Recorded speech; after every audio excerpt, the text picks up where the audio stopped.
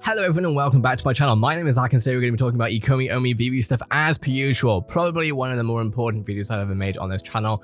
I would highly recommend that if you're learning about VeVe, if you want to learn about your investment in OMI, you pay attention to this video. It's going to be a long video. I have so much to go over and I've even tweeted about it already. We're going to go over to Twitter real quick actually because I should have shown you this.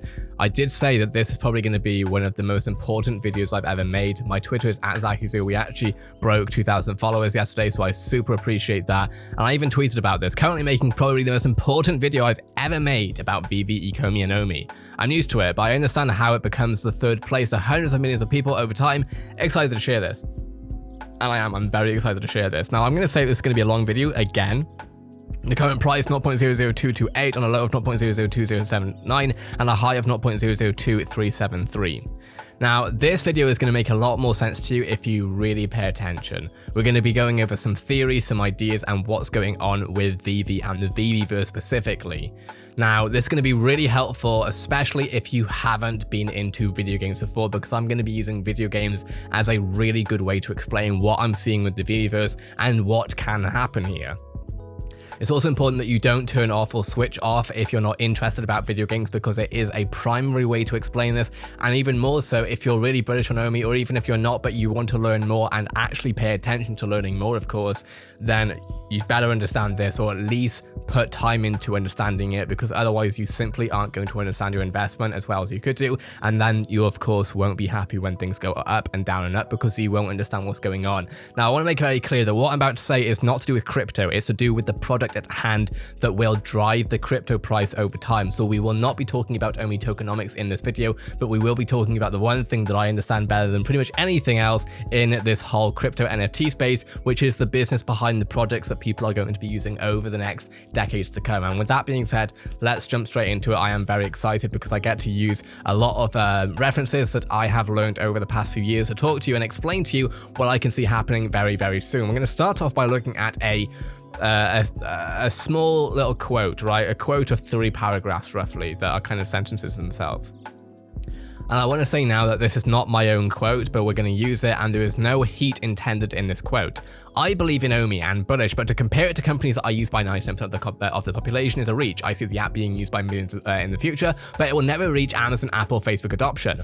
Obviously, all companies are subject to criticism no matter what they do, but the best thing OMI can do is delivering on their promises and don't open their mouths until things are 100% confirmed. Also, I don't know why OMI and some holders are so stoked about Logan Paul's investment advice. It's cringe as F and not a good look for OMI. I want to say again that the reason, well, actually, there are a few reasons. A, I wanted to put this into a word pad. This was a comment on one of my videos. I decided to use this specifically because they bring up some really good points that I want to go over, that I really honestly want to debate. And I also didn't want to put their name in because although I don't think there was any ill intent in this comment specifically, I also don't want to direct any hate or heat towards the person who wrote this, but I fundamentally disagree with a lot of what they have said here. And that's what I'm excited to go over. Again, this is debate, discussion, not arguing or anything like that. I just want to talk about what's going on because I do believe that what this person said here has really highlighted a lot of things that people have been confused about. And with that being said, let's jump straight into it. So I've actually made a whole lot of notes, and this isn't even it. I've got so much to talk about. Again, I told you it was going to be a long video. It is, but if you want to understand about the VeVeVERSE and about OMI and how that's all going to work as far as the product is concerned and where users are going to come from and why users are going to come into it, then pay attention. So, Facebook, Amazon, Apple, Epic Games. Epic Games is Fortnite, Rocket League, Epic Games Store, Unreal Engine, which of course is licensed to many game developers, AAA game developers like Riot Games, who build the biggest games in the world. That's the most important thing here, is that all of these companies, as you can see, Google, they're all behemoths and they're all the biggest companies in the world in tech at the very least. Every big corporation right here all have 2 things in common for this discussion. One, they are leaders in their markets. There's technological innovation, there's social currency behind them, and of course, sales revenue. Now let's talk about Facebook real quick. Of course, technological innovation, they are one of the biggest, well, not only one of the biggest social media platform in the world from a monthly active user basis, I believe. Honestly, the biggest company from a social media perspective. Then we look at Amazon, the largest online retailer in the world, and it's not even close. Wish kind of getting close, I think, or at least they were due, but I haven't heard anything about that since a couple couple of years ago. Then we have Apple, of course, dominance in the mobile market, especially in the West, not so much in Asia too much. And then we have Epic Games, one of the biggest companies in gaming in the world, honestly, I believe, doing crazy valuations themselves. Riot Games also owning some of the biggest games in the world, League of Legends, Legends of Runeterra, and Valorant. League of Legends itself is probably the biggest MOBA game in the world, which essentially is just absolutely huge, many millions of players. Then we have Google. Self-explanatory, right? Every big corporation, they all have two things in common for this discussion. Let me get a drink real quick. They are leaders in their markets. Again, we've looked at this, right? But two, they have all had horrible allegations and scandals that have broken mainstream media news. Let's have a look at this real quick, because I actually spoke about this in one of my recent videos, and it's important that we go over it. Central is not going to not doing just during their lifetimes. Yet Amazon, Apple, Facebook, and every other huge corporation are doing just fine because the product service is just simply demanded by millions. And of course, this is what people have been speaking about. Of course, Val coming in, just ignore them, my guy. This is a fight that you won't win, so don't fight it. The people have already lost. They fail at investing, so pretend to be experts at title instead, when if they actually do it, they... So what's important here is that what this person was speaking about was my fuddy titles, which we're going to look at that a bit later on. Actually, no, we're going to look at that right now. They do it instead of the people at Amazon. They did say yours title ever. I actually think that they said this in any sort of way to sort of look at why this is important, because I know Val also is, he gets told off a lot, right? He gets told off by the community. We're talking about FUD titles here. Because I want to have a look at some big corporation PR, right? So let's have a look at, first of all, so we have Facebook, Cambridge Analytica data scandal. Horrible press was on BBC News, I remember specifically, because every time I'd wake up it was on, and that was constantly going on. Then we also had Amazon. We have Amazon PR. We all know that Amazon has some really horrible PR stuff. We look at Apple, again, if we just skip past this because I know I spoke about it in this video, we look at Apple's privacy issues, right? We look at the fact that Apple paid women millions as a technician used her iPhone to post explicit photos online. Those are all things that I've looked at as far as to see what's going on there. These are terrible PR things. However, these companies, you probably didn't even know about a lot of this. Maybe Facebook Analytica, of course. But these stories just simply do not go past the average user for these companies. And because these average users, and we're going to go over this right now, because one is why they are immune to effective consequences of two. They are too important to everyone. To the people, which is essentially many millions, they are too important. So this is why they are immune to issues from this. The comparison in video was mainly drawn up to highlight that FUD titles will never truly change any crypto's value. If you think about all the articles that you've seen from Amazon, about Apple, etc., it's never actually stopped really the overall momentum of these companies. Now let's talk about being used by 99% of the population. What we're talking about there is ECOMI being compared by using 99% of the population regarding these companies. Each company we're speaking about in the above instance is a leader in their industry. We're talking about Amazon, Facebook, Google, etc., right? All of whom the industry has already been adopted into mainstream attention, realistically within the past 20 years. ECOMI is already, and so far, a market leader in this industry that isn't understood by most yet.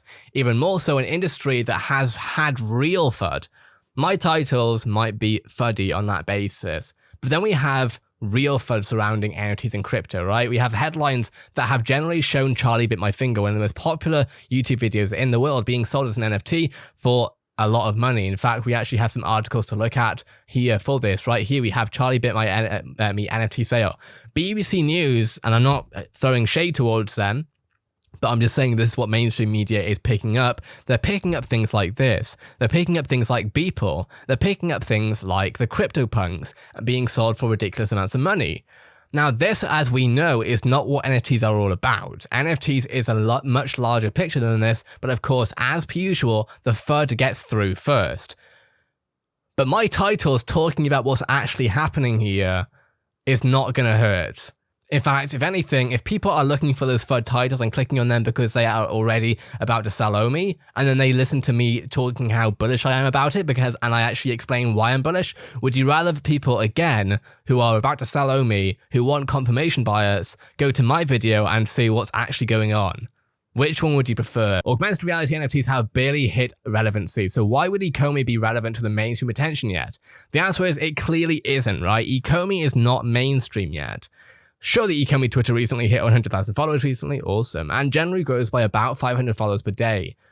But that is basically nothing on the scale of mainstream attention. You know, I personally have seen and do see more than 500 followers a day on some of my projects. It is awesome, but it's nothing special on a mainstream basis. So how does a product that currently has 300,000 users become a global phenomenon? Well, there's a couple of steps, or a few steps. We have product. We have... Hold on, I got DM. Okay. We got product, we got marketing education, and we got product again, and we got repeat 1, 2, and 3. Now, this isn't hard boiled fact, right? This is just what I'm seeing right now. They need to develop the product, which is the AR NFTs, right? Right now, what we're seeing is awesome, but I even actually made a point on my Twitter very recently that what I really want to see from the AR, for example, is... We're looking at this slime right here. I want to see this whizzing around in the air with sound effects. That would be awesome for filmmaking, right? This is cool so far, but it's not the full product that many millions of people are going to want on the basis of what I'm about to talk about. Then we have marketing and education. Most people don't know about ECOMI or VeVe as it is, but even if they learn about it, they're going to start hearing about NFTs, crypto, and blockchain, and already that's going to throw people off. So education is why that's so important. We need people to understand that it's not a scam that they need to be worried about. What's also important, though, is that the software, the product that people are using here, they don't need to understand what blockchain is to use it. That is a huge importance in the same way that you don't understand how the internet works from a technological point of view, or at least you don't need to in order to be able to use YouTube, Facebook, or anything else you use. You don't understand how the YouTube video you're watching right now, what the HTML5 player is doing right now, and when the HTML6 might come out, or anything like that, because that is of no relevance to you, because YouTube has made it so that all you have to do is type in the URL, not even that at this point, click on your app, and you are here. And then continue working on the project and repeat 1, 2, and 3. Now, let's define the product right now, the VeVe NFT specifically. They are currently digital collectibles that hold a certain rarity. Currently, the technology in-app is generally limited to placing a static action figure of sorts into an AR environment through mobile devices. We all know this. A small number of digital collectibles are also animated now, like the Ritmo, for example, and that has led, of course, us to hope and expect and want to see more animated upgrades for when we do buy these NFTs, to know that they can, in fact, actually upgrade over time, which is honestly what I'm hoping is going to happen here, is that we're going to see this actually upgrade into something a lot more dynamic and interactive, and that is going to be really important. Now let's define the potential product, because right now we are still so early on in the VeVe lifecycle. The company's only been around for a few years. Currently, as mentioned above, VeVe NFTs are generally pretty limited in characteristics compared to, say, a mobile game like Pokemon Go. The majority of the NFTs are being held by two groups. We have people who are investing for financial reasons, and then we have actual collectors, people who are actually enjoying the products. And of course, there is overlap, right? Now, when Pokemon Go launched, it had roughly around 250 million users. Now, for reference, Twitter was at around 250 million, I believe, last year. Pokemon Go was a global phenomenon. Sorry, I should say monthly active, I believe.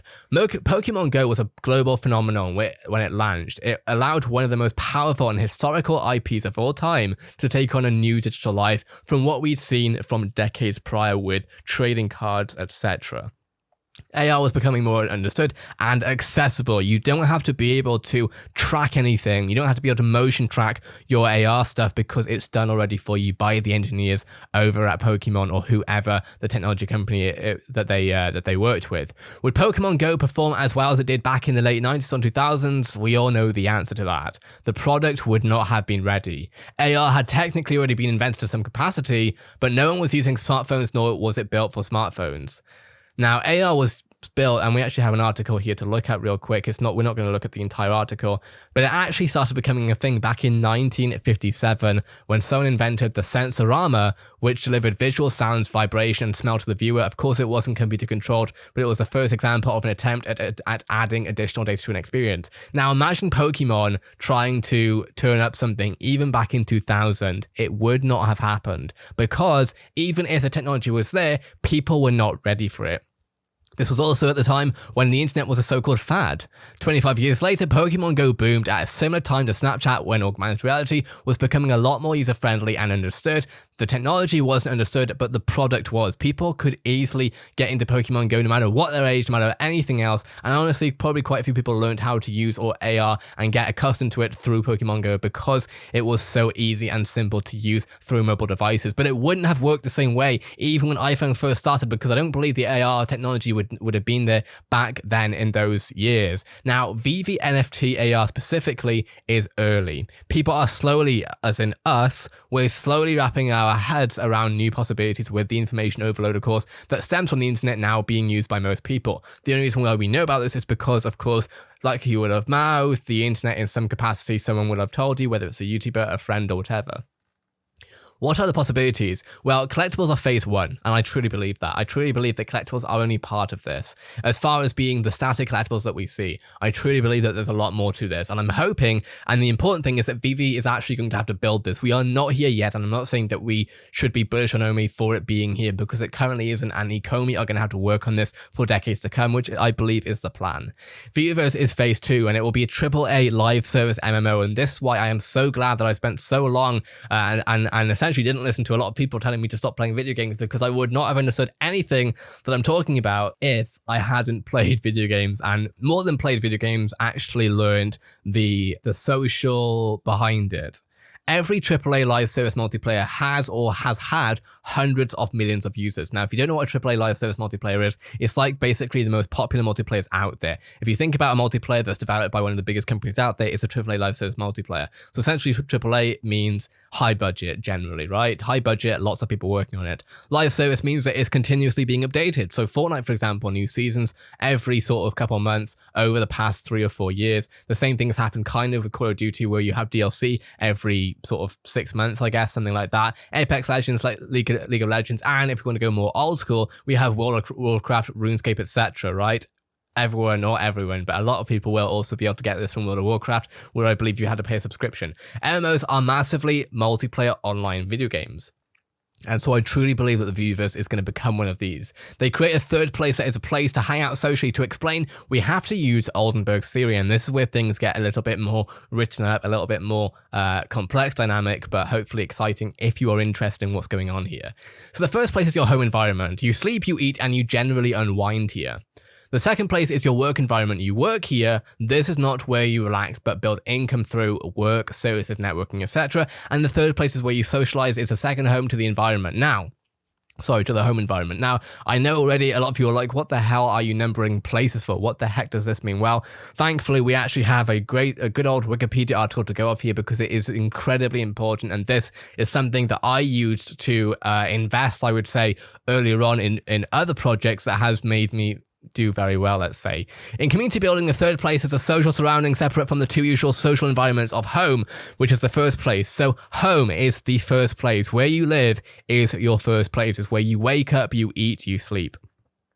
The second place, of course, is the workplace. That's where you go and make a living, most likely. Examples of third places include churches, cafes, clubs, public libraries, bookstores, or parks. In his influential book, Ray Oldenburg argues that third places are important for civil society, democracy, civic engagement, and establishing feelings of a sense of place. Now, like I say, I bet most people who invested in OMI weren't looking at what VeVeVERSE could be, and this is exactly why I get excited about this stuff, because I can see where this can go. Now, whether or not VeVe will do this is another thing, but let's continue so you can understand what I'm talking about. So Oldenburg calls one's first place the home, and those that one lives with. The second place is the workplace, where many people actually spend most of the time. The third place then are anchors of community life and facilitate and foster broader, more creative interaction. In other words, your third place is where you relax in public, where you encounter familiar faces and make new acquaintances. Now, this could easily be, because I still like public libraries, parks, it could literally be a bar. It can literally be a car park. It can literally, more importantly, be a video game, right? Now, this depends on what video game we're talking about, but World of Warcraft, for example, many people have built entire social groups around World of Warcraft. Some people that you meet in real life, some people that you'll never see ever their face, but you know their username like you know anything else, right? Now, this is really important, because this is where I see VeVe going as a game itself, and this is why it's important that they gamify this stuff. Let's continue, though. let's go over to something a little less Wikipedia-ish. Let's go over to a Wired story. I really wish that I just had it open in Firefox. Here we go. Games like Fortnite are today's third places.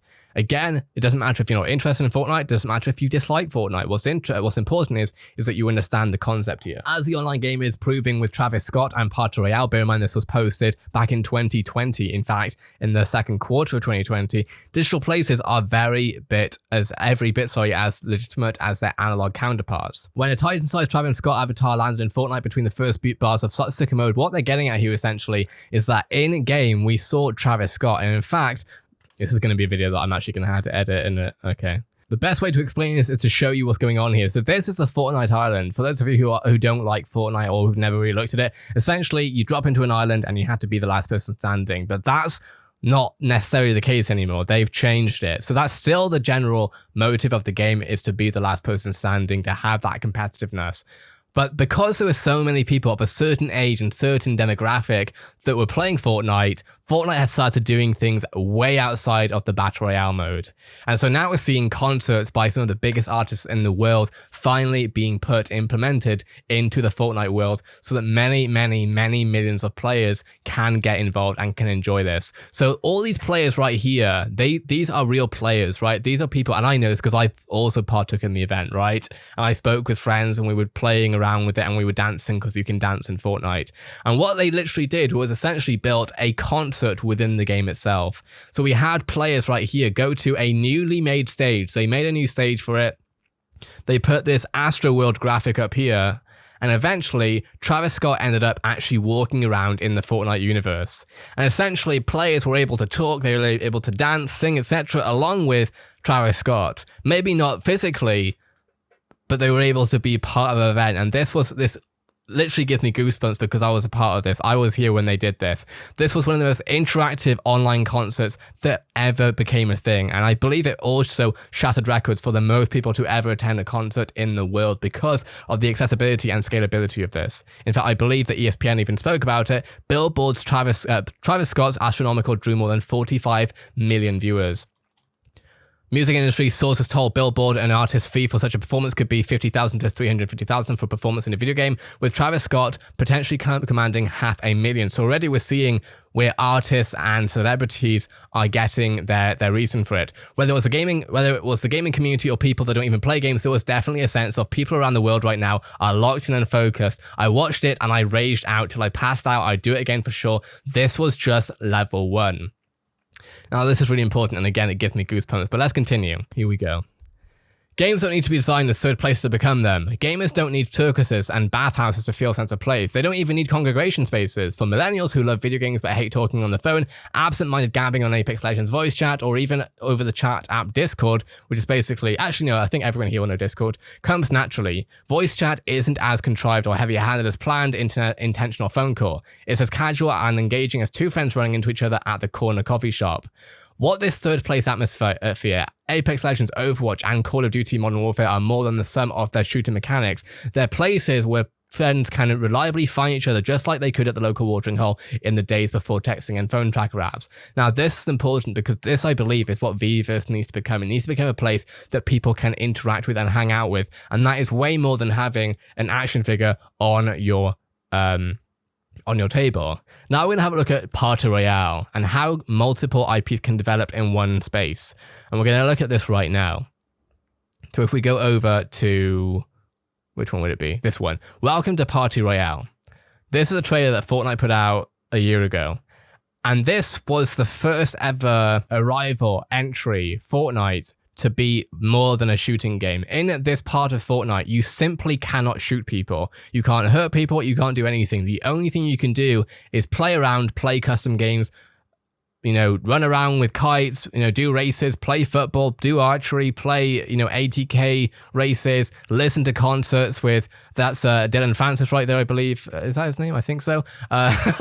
All these people, and that is what this is all about. Here we go. Dylan Francis, Steve Aoki, and Dad Mouse was there for that specific premiere.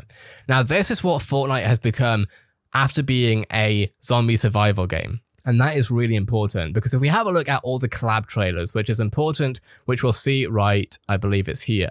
All of the crossover trailers and cutscenes between 2017 to 2021, This is Fortnite's trailer showing off Thanos, in Fortnite. Now, this happened years ago, maybe 2 years ago. Then we saw later on the NFL end up in Fortnite, and they did a trailer for that, right? And of course now NFL players are in Fortnite. Then we saw Marvel, as we can see right here, okay? Then we saw Marvel. Then we ended up seeing John Wick in Wick's Bounty.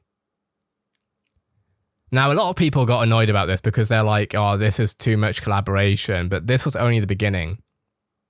Then eventually, of course, we have to go through adverts, but eventually we got to Batman, which of course is what we've seen in VeVe already. If we go over here, this is Arkham City. They literally put Arkham City into Fortnite, where as soon as you entered Arkham City in Fortnite, you would be given a cape and you could fly around as Batman. Then we had Star Wars, and as you can see, there were so many different IPs being brought in here. We have Deadpool, we have Travis Scott. Then we also have more Marvel DC stuff right here. And more recently, we've seen, again, here we have Joker, right? Now, I think I'm making my point clear, is that we have all of these different IPs within this universe, within this metaverse. And Party Royale essentially is a place where everyone can come together and look at this stuff together.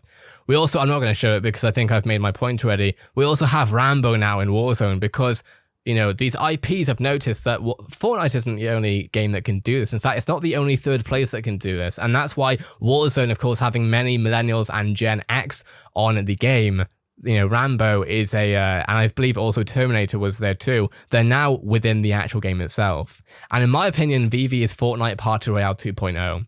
With wearables, it'll be Fortnite Party Royale 3.0. Every brand that has worked with Fortnite decided it wanted to be a part of a bigger world that includes so many legacy entertainment IPs with hundreds of millions of users becoming immortalized. Brands that have this foresight don't limit their IP to one game.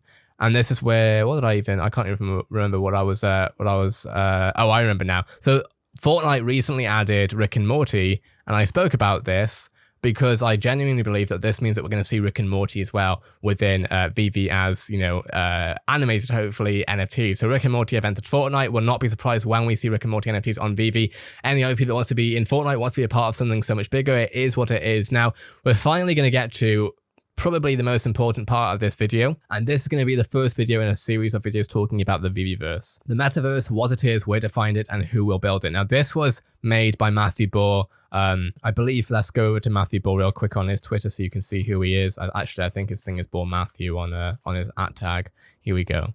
So he is a partner at Epilion Co. He was a venture partner at Makers Fund, which was one of the biggest funds. And of course, former head of strategy at Amazon Studios, Otter and Chernin. Now, some of you will know these things, some of you won't. But again, it's all very industry stuff. So let's jump straight into it. The metaverse, what it is, where to find it, and who will build it, and Fortnite. The reason why he had Fortnite in this was back 1 year ago, 1.5 years ago, January 2020. Pardon me. I spoke too fast.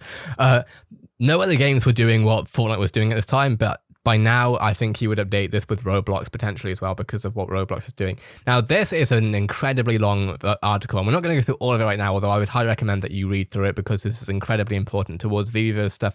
But we're going to go through a bit of it because I've already looked through it. And essentially, we're going to go up to this part right here.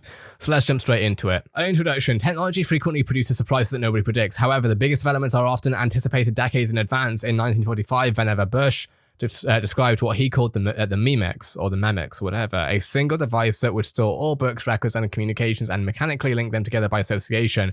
This concept was then used to formulate the idea of hypertext, a term coined 2 decades later, which in turn guided the development of the World Wide Web, developed another 2 decades later.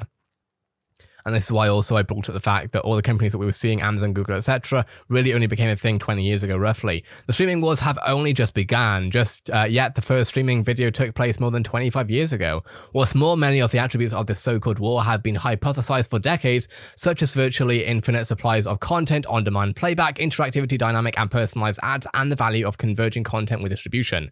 In this sense, the rough outlines of future solutions are often understood and in a sense agreed upon well in advance of the technical capacity to produce them.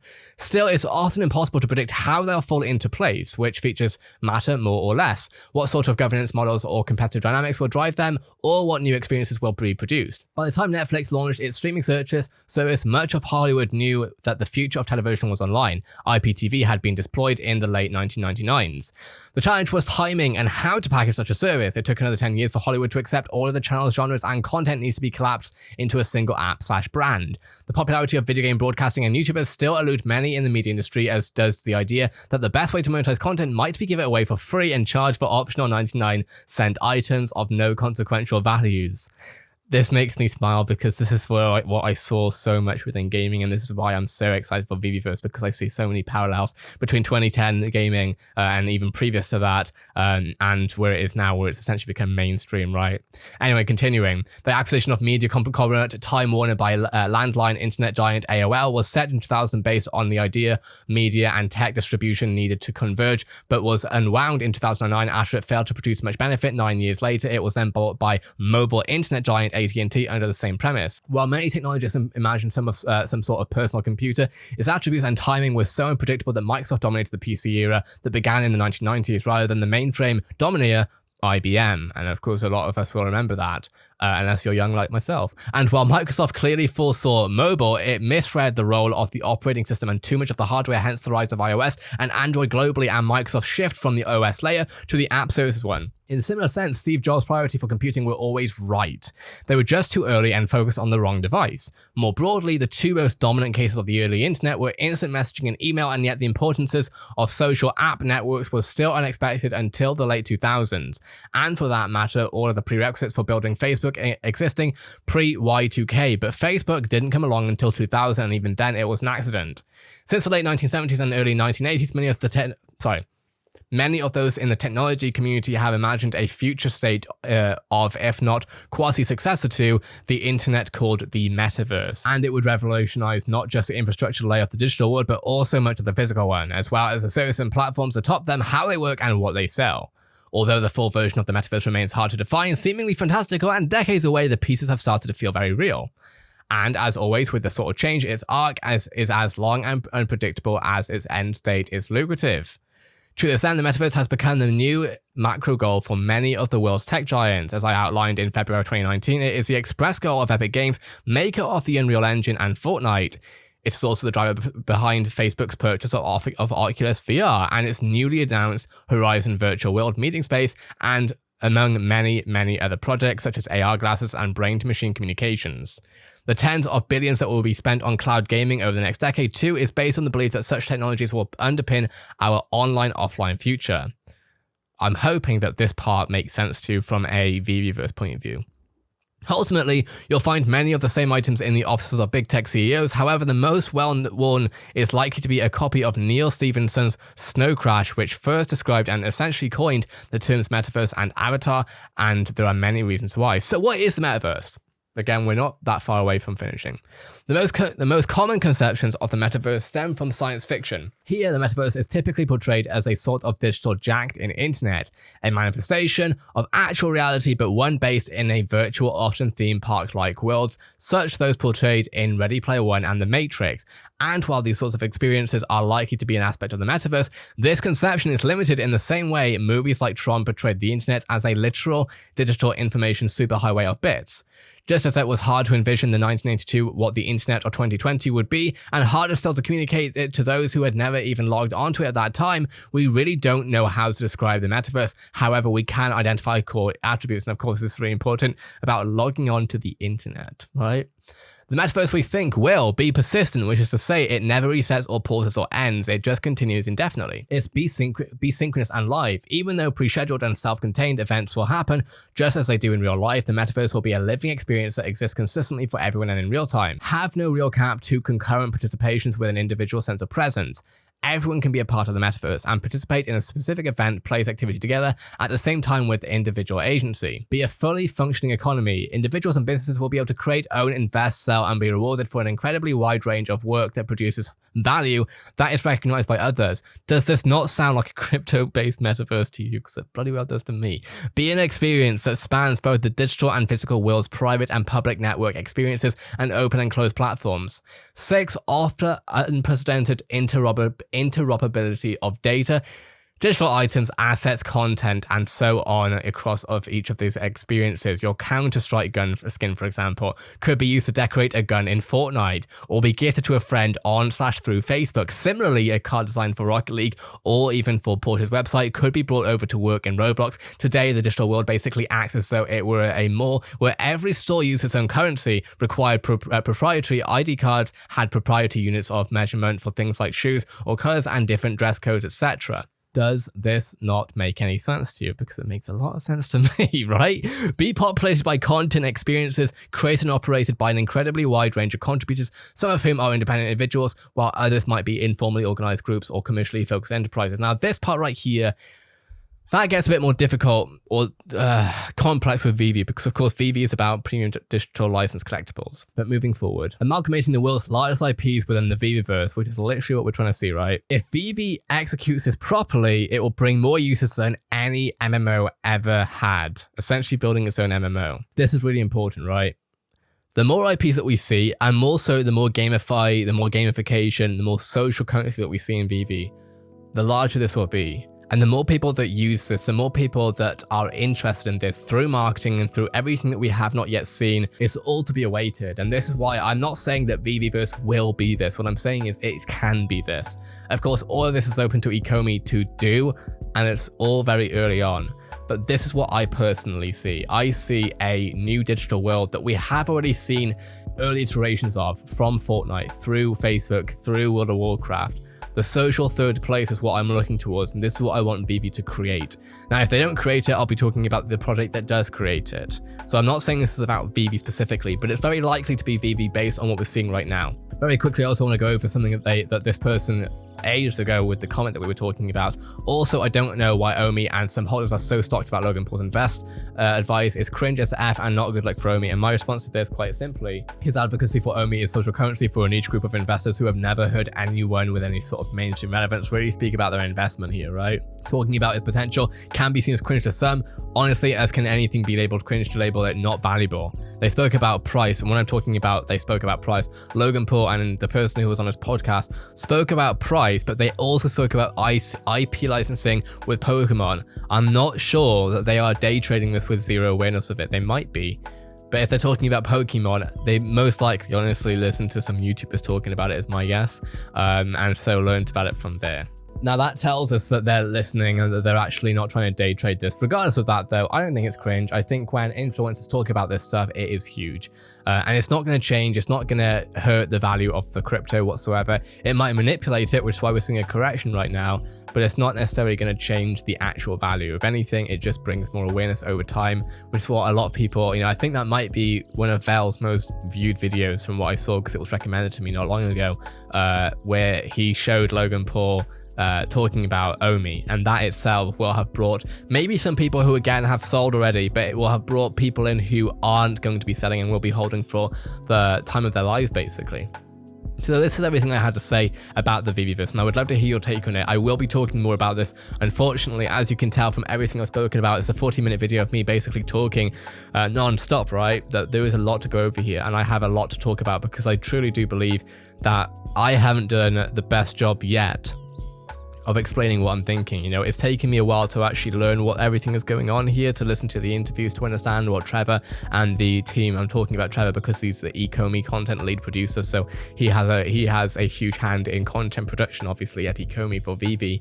Learning about everything they're talking about and what they want to do, it's going to take a long time, but I am personally in for the ride. And again, I'm not related or in any sort of thing with ECOMI, right? I personally am excited for any company that does this. I was excited about Fortnite, I still am, because they are still doing awesome things. And I'll be excited for ECOMI, I'll be excited for Decentraland if they do things. I'll be excited for anyone who builds this for the better good for all of us. That's the main point here. Let me know what your thoughts are in the comments below though.